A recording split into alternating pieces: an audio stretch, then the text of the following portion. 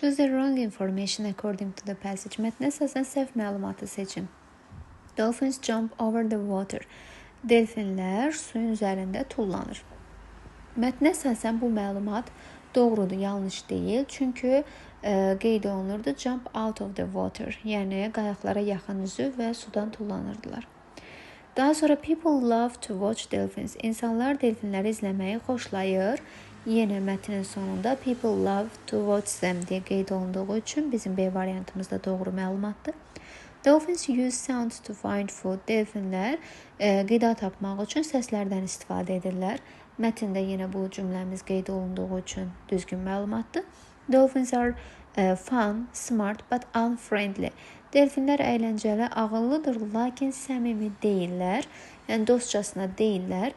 Əksinə, dolphins are also friendly qeyd olunmuşdu. Yəni həmçinin dostcasına səmimidirlər. Unfriendly, yəni antonimi verildiyi üçün bizim D variantımız səhv məlumatdır. Y variantında dolphins feed their babies with milk. Delfinlər süd ilə öz balalarını yedizdirir. Mətnin ilk paragrafının son cümləsində görürük.